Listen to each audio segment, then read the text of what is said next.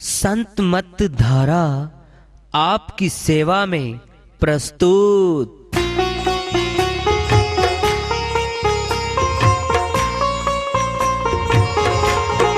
जो चाहता है प्रभु प्यारा वो आओ संत मत धारा।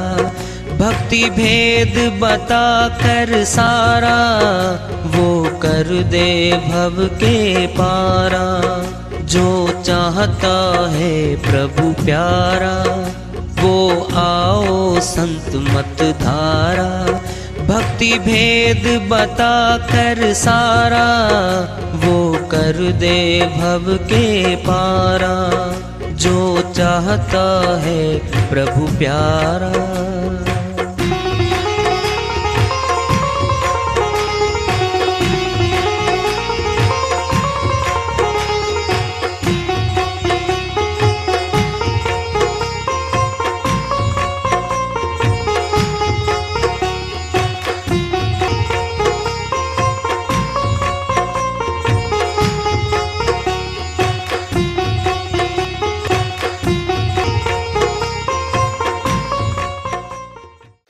परम पूज्य सदैव स्मरणीय सदगुरु साहिब की जय हो। सतनाम साहिब। आदरणीय सर्व संतों की जय हो। उपस्थित आदर के योग प्रभु प्रेमी एवं जिज्ञासु आत्माओं, हम सभी पूर्ण पिता परमात्मा सभी सृष्टियों के रचनहार कुल मालिक हम सबके जीवन का आधार उनकी महिमा को सुनने के लिए एकत्रित हैं। मेरी सभी से अर्ज है कि मैं कोई जगत गुरु नहीं, कोई महाराज नहीं, कोई महामंडलेश्वर नहीं। मैं केवल सभी संतों की चरणों की धूल हूँ और आपका भक्ति मार्ग में सहायक हूँ। मैं अपनी सीधी साधी टूटी फूटी भाषा में, संदुकड़ी भाषा में भक्ति भेद के गूढ़ रहस्यों को उजागर करने वाले विचार आपके समक्ष रख रहा हूँ। यदि अच्छे लगे अपनाएं, नहीं तो गैर जरूरी समझकर विसार दें। हाँ, सत्संग ही एकमात्र प्रभु प्राप्ति का विद्यालय है, विश्वविद्यालय है ये। और हम सभी सत्संग में आए हुए हैं। हम जिज्ञासु तभी तो हम आए हैं। हम पिछले सत्संगों से वार्ता करते चले आ रहे हैं कि चेतावनी से प्रभु प्राप्ति की ओर। इस अध्याय को, इस वार्ता को आज फिर आगे बढ़ा रहे हैं। अरब खरबलों संपदा उदय अस्तलों राज। तुलसी जो निज मरण है आवे कोने काज। गोस्वामी जी महाराज अपनी श्रीवाणी में इस जगत का, इसकी प्राप्तियों का मूल्यांकन कर रहे हैं। पहली बात तो अरबों खरबों की संपत्ति होना आसान नहीं है। हो भी जाए, है भी बहुतों के पास, तो थोड़े हैं वो। अरब खरबलों संपदा, इतनी खरबों की संपत्ति हो जाए। और राजा कितने एरिए का, पूरी जमीन का, पूरी पृथ्वी का कोई राजा भी बन जाए। उदय अस्तलो राज। उदय होता है जहां तक अस्त होता है।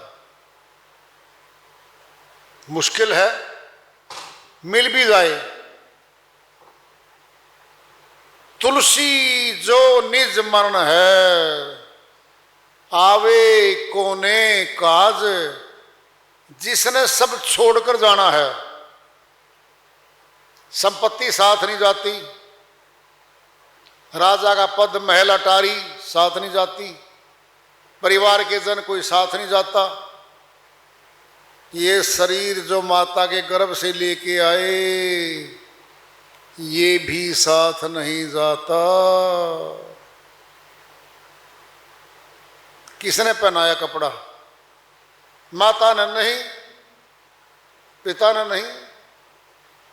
ये कपड़ा किसने पहनाया? जिसने पहनाया है वह दिखता ही नहीं किसी को। माता को नहीं दिखता। ऐसा कपड़ा मनुष्य बना नहीं सकता, आज तक बनाया नहीं है। ये मनुष्य का तन, ये शरीर, ये कपड़ा नहीं बना सकता मनुष्य। किसने बनाया? सामग्री कहां से ले आया?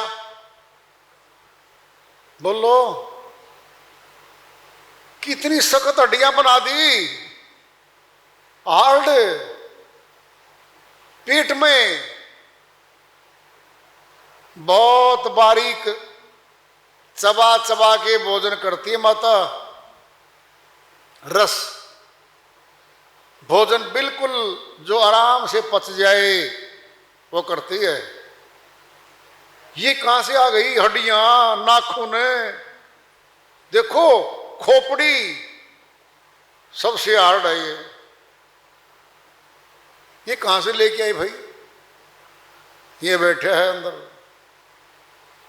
जिसने बनाया उसका मर्म नहीं पाया। और सुन लो, आत्मा को कपड़ा पहनाया है, इसका था नहीं, इसका है नहीं, ये कपड़ा नहीं है आत्मा। इस जगत में कपड़ों वाले युग लोक में कपड़ा पहना के लाया ही बारिश को। मौत के बाद आत्मा तो खड़ी है पास में, नहीं दिखती। कोई फोटो खींच के दिखा दे कोई, है बिल्कुल है, वो अविनाशी है वो तो। फिर वो अंदर कपड़ा पहना करके इस कपड़े वालों संसार में ले आए। इनसे मेल मिलाप होगा इस कपड़े का, मनुष्य शरीर का इससे स्थूल जगत से मिलाप होगा। अब क्या करेगी मिलाप में? सर्वप्रथम परिवार है, परिचय होगा परिवार से, अपनाएगी परिवारों को। सामग्री सारी भरी है घर में, महल में, अपना लेगी। फिर अपना बनाना शुरू करेगी, रिश्ते नाते, अपना परिवार, अपनी जमीनें, अपनी संपत्ति कमाई कर करके दिन रात ये बना लेगी अपना। सचमुच में था नहीं, इसका है नहीं, फिर कौन कर रहा है कार्य? तो कौन है वो? इसी में राज छुपा हुआ है। ये कौन करवा रहा है? दयाल और काल। दयाल पूर्ण ब्रह्म, पूर्ण परमात्मा। जो दयालु है वो पूर्ण परमात्मा है। काल कौन है? दयालु के द्वारा ही पैदा की गई शक्तियां हैं, जिसमें माया भी है और काल पुरुष भी है तो उसी की शक्तियां। काल को भक्ति करके शक्ति मिली, दयाल ने दी, सारा साजो सामान इसको मिल गया। अब इसके हाथ में राज सत्ता आई हुई है, ये राजा यहां का। फिर राज कहां करेगा बताओ? पहले तो हमारे घट में राज करेगा वो, हमारे शरीर में बैठकर हमारे पे ही कब्जा करेगा पहले, फिर सभी मनुष्यों में बैठ जाएगा, फिर सभी को अधीन कर लेगा। मेजोरिटी आ गई उसके पास तो भाई, सारा संसार कब्जे में आ गया। कौन है वो? दिखता कहीं राजा, काल पुरुष राजा? ये मन है, ये निराकार है, दिखता नहीं है। शक्तियां 33 कोटि इसी की शक्ति है। पांचों तत्वों से बनी हुई 25 प्रकृति, 5 विकार, 30 रजगुण, सतगुण, तमगुण, तीनों देव इसी के हैं। ये 33 कोटि आत्मा के विरुद्ध काम करते हैं हर समय, और आत्मा को बलोकर फिसलाकर अपने साथ लगाकर भक्ति करने से रोकते हैं। ये मौका दिया था भक्ति करने का, फिर भक्ति करने से रोकते हैं। चश्म दिल से देख तू क्या क्या तमाशे हो रहे, दिल सता क्या क्या है तेरे, दिल सताने के लिए। दिल का हुजरा साफ कर जाना के आने के लिए, ध्यान गैरों का उठा उसको बैठाने के लिए। एक दिल लाखों तमन्ना, उस पर भी ज्यादा हवस, फिर ठिकाना है कहां उसको बैठाने के लिए। तुलसी साहिब अमरलोक के संत हुए हैं, हाथरस में आए, उत्तर प्रदेश स्थान रहा, उनकी श्रीवाणी में आया हुआ है। चश्म कहते आंख, आंख ही दिल का काम करती है। चश्म दिल से नाम रख दिया है। दिल कौन सा है? आंख। आंख भाई बैठा सारा कुछ। चश्म दिल से आत्मा की आंख से देख ले, इस जगत में क्या क्या तमाशे हो रहे। मदारी, डीजे, संगीत, नाटकबाजी, ये मन की है सारी। और मन कहता चलो मनोरंजन करके आएंगे। ये आत्मा बोली रही, कभी थी सयानी, वो सयान परा सारा खो दिया इसने, अब ये इसके साथ लग गई। हाँ जी बड़ा मजा आया। क्या मजा आया भाई तने बता? आत्मा का तो कोई मजा नहीं। आत्मा का तो एक ही कार्य है, परमात्मा से मिलाप करना। इसका यह कुछ भी नहीं है। बहुत बड़ा षड्यंत्र है, ये नहीं पता वो आपको? नींद नहीं आती जिसको सही तौर पता लग गया ना, इतना बड़ा षड्यंत्र हमारे साथ। बिल्कुल दिन रात हो रहा हमारे साथ षड्यंत्र। मन और माया दोनों मिले हुए हैं। मन माया दोनों एक हैं, माया मन ही समाये। तीन लोग संशय पड़ी, काहे कहूं समझाए। कबीर साहिब कहते मन माया दोनों मिले हुए भाई, मैं किसको बताऊं, किसको समझाऊं? कौन है माया? ये शरीर, ये काया, 10 इंद्री इसके लगी हैं, 5 कर्मेंद्री, 5 ज्ञानेंद्री, 10 इंद्री इस काया के लगी हैं। मन ऊपर आता है ब्रह्मांड से, आता है नीचे, कब्जा कर लेता है 10 इंद्रियों पे और अपने अनुकूल काम करवाता है इससे। और 5 सेनापति लेके आता है, काम, क्रोध, लोभ, मोह, अहंकार। एक नहीं छोड़ता मनुष्य को तो, एक भी। 5 आ गए, 5।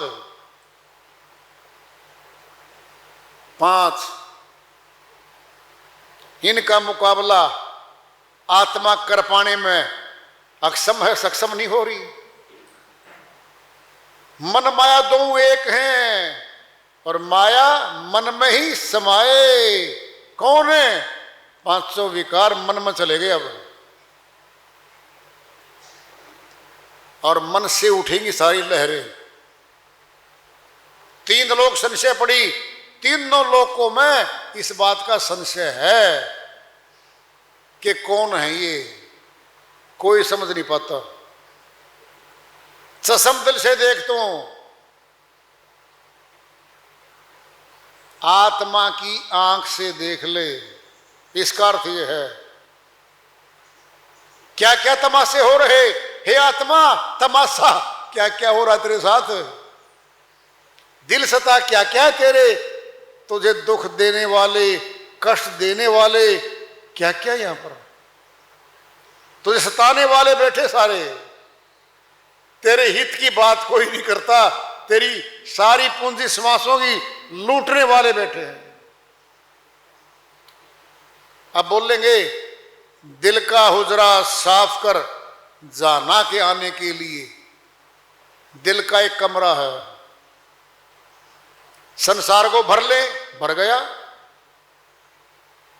फिर संसार देख रहे हैं, संसारी बन बैठे, संसार में फिर आ रहे हैं और जा रहे हैं। एक कमरा है, साफ कर ले। जाना मैंने परमात्मा, परमात्मा तेरे पास आएगा, साफ कर ले कमरे को। पहले सिनेमा हॉल खूब चलते रहे, 40-50 साल पहले खूब चले, खूब रस होते थे। हाउसफुल की तख्ती बाहर लटकी रहती थी, हाउसफुल, अगले शो में आना भाई। हमारा भी यो थिएटर है, ये शरीर, इसके भी अंदर है दिल का हुजरा साफ कर जाना के आने के लिए। ध्यान गैरों का उठा। कौन है गैर? सारा संसार गैर है आत्मा का। क्या नाम लेंगे? परिवार वाले, मित्रगण, रिश्तेदार, सारा संसार इस आत्मा का हितकारी नहीं है। ये सारे अपने स्वार्थों को लेकर इसके साथ जुड़ेंगे और श्वासों को लूट ले जाएंगे। कोई 1 घंटा, कोई 1 महीना, कोई 1 वर्ष, कोई 10 वर्ष और कोई 60 वर्ष ले जाएगा इसके श्वासों। ध्यान गैरों का उठा, उसको बैठाने के लिए। एक दिल लाखों तमन्ना, इच्छाएं दुनिया भर की आ गई। ये करूंगा, ये इच्छा पूरी होने दे, होगी फिर नई तृष्णा, नई इच्छा पूरी होगी, फिर नई, फिर नई, फिर नई। इच्छाएं समाप्त नहीं होती, शरीर जर्जर हो जाता है। इच्छा पूर्ति के लिए शरीर साथ नहीं दे पाता, बाद में ये व्यर्थ हो जाता है, इसमें विकार आ जाते हैं। अविनाशी तो आत्मा, अविनाशी परमात्मा है। उनको छोड़ के पांचों तत्वों में जो चीज हैं या उनसे कोई बनी चीज हैं, वो सारी नष्ट होंगी और नष्ट हो रही हैं, धीरे धीरे हो रही हैं। जिनकी जितनी उम्र है उसी हिसाब से नष्ट होने की कार्रवाई चालू हो जाती है। कोठी बनाई, महल बनाए हमने, 5 वर्ष के बाद खुरना शुरू हो जाती हैं ईंटें, जाले मकान में रंग रोगन उतरना, मरम्मत मांगनी शुरू हो जाती है। और 20 वर्ष में गया 20% गया मकान, और 50 वर्ष में 50% कमजोर हो चुका है वो मकान, और 100 वर्ष में बस अगर मरम्मत नहीं होगी तो गिर जाएगा वो। ये हमारा भी मकान है, ये शरीर जितने वर्ष का बड़ा होता जाएगा ये मरम्मत मांगना शुरू कर देगा। ये शरीर भी अपना नहीं है। परमात्मा आता है सबके पास, आता है, सत्संग सुनवाता है, लेके जाता है सत्संग में, और देखो वहां पर विचार करती है आत्मा, फिर तेरा कौन है? वो प्रचारक तो कह रहा था कि तेरा को है ही नहीं जी, मेरे परिवार जी, मेरे बच्चे जी, हाय जी मेरे बच्चे जी। ये है मोह, ममता, जिसके कारण आत्मा झटपटाती है। जब निर्मोही हो जाती है ये, फिर कहती है भाई संभालो अपना कार्य, अब मेरा मैं हूं अपना, अब तुम संभाल लो, नहीं मेरे भरोसे मत रहना। मैं तो सन्यासी की तरह सन्यासी योग में जा रहा हूं। अब बहुत समय 70 वर्ष में यहां लगा चुका हूं, अब मुझे मेरा भक्तिया कार्य करने दो भाई। कोई कोई विरला होता है ये कहने वाला, कोई विरला। इतने वर्ष के बाद भी कोई संभल जाए ना तो समझो उसके सितारे उदय हो गए। पक्का सोच ले कि अब तो अपने लिए जीऊंगा, मैं अपनी भक्ति करूंगा बस केवल, फिर भी संभल जाएगा वो। अभी दिन बाकी है, रात नहीं हुई है, जीवन बाकी है, मौत नहीं हुई है। जब हाउसफुल की तख्ती बाहर लटकी है, क्यों आएगा वो? चला जाएगा वो, चला जाएगा वो। हम अपने लिए पहले जीते हैं। सुनो कैसे, पहले भूख जोर की है, पहले भोजन खुद करेंगे हम, अपने लिए है। हमें सर्दी लग रही है रात को, रजाई हम पहले ओढ़ रहे हैं अपनी। बोलो, बीमार हो रहे हैं ना, दवाई पहले हम खुद खा रहे हैं अपनी। ये सारी शरीर की चीजें हैं। फिर आत्मा बीमार हो रही है। कभी सोचा आत्मा के बारे में? अरे आत्मा तो बीमार पड़ी है। सतनाम की दवाई कुएं में पड़ी है 9 द्वारों में, आंखों से नीचे कानों से नीचे 9 द्वार हैं, ध्यान सारा नीचे पड़ा है इसका। ये बीमार है। सब जग रोगिया भाई, जिन सतगुरु वेद ने चिन्हा। अलग से श्रीवाणी आ रही है साहिब की, सारा जगत रोगियों का है ना जी, मैं तो स्वस्थ हूं। अरे शरीर स्वस्थ की बात नहीं हो रही, आत्मा तो रोगी हो ली। क्या पाप कर्मों का रोग लग गया, दुख आ रहे हैं, चिंताएं बढ़ गई। और सुनना है, करता धरता रहा परिवार का, खूब कमाया, कोठियां बनाई, जमीनें खरीदी, सोना चांदी खरीदे, शादियां कर दी बच्चों की, सब फिट हो लिया। अब दोनों पति पत्नी बैठे हैं परिवार में। बेटा भक्ति कर लो, तुम्हें हम सत्संग में जाते हैं भाई, सुना है जवानी में ज्यादा आसानी से भक्ति होती है। ये बूढ़ों का काम होता है। जैसे गुरुकुल में से आया वक्ता बने के ना, वो हमें समझाने लग गए, ये नहीं होता हमारा कार्य। नहीं बेटा, संत कहते संत पागल थे, और तुम भी पागल मत बन जाना। वो बैठे हैं प्रचारक, सुना आप वहां जाते हो, हमारे मास्टर बनने लगेंगे, हमारे अगुआ बनेंगे, हमारे बेटी और बहू। पिताजी रहने दो, कम दिखता है, घुटना काम नहीं करता, घर में रह लो, ये रास्ता रोक लेंगे हमारा। इनको भय क्या है? फिसल के आ गया ना, इन्हें इलाज कराना पड़ेगा, उठाना बैठाना पड़ेगा, नहीं चाहते। सीधी सी बात है। खर्चा करेगा, भंडारे देवेगा, सत्संग में जावेगा, तो खर्चा क्यों देंगे पैसा वो? बोलो, वो तो अगली सोच रहे हैं, हमारी नहीं सोच रहे। वो फिसलोगे या कुछ भी, वो अपना खर्चा अपनी दिखते सामने दिखाई दे रही है, क्या करोगे वहां पे? कई बार कहते ना, चलो हरिद्वार, बेटा हम जाके आते, फिसल जाओगे और की पौड़ी पे, कौन उठा के ले आएगा तुमको?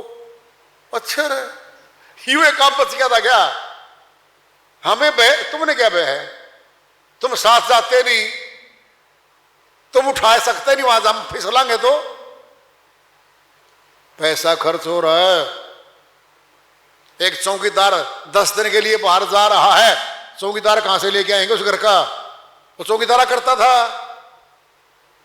यही बातें पहचान में जिस दिन आ जाएंगी, ये भक्ति करेगा, फिर अपने लिए जिएगा ये, फिर इसका जीवन सफल होने की तरफ चल पड़ेगा, इसमें संशय नहीं है।